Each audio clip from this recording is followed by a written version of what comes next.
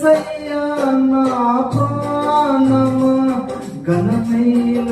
స్తుతిగానమా అద్భుతమైన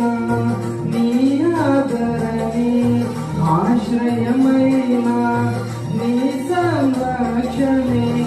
నన్ను నీడగా వెంటాడెను నీ ఆలయక నడిపించెను నా జీవమా నా స్తోత్రమా నీకే ఆరాధన నా స్నేహము సంక్షేమము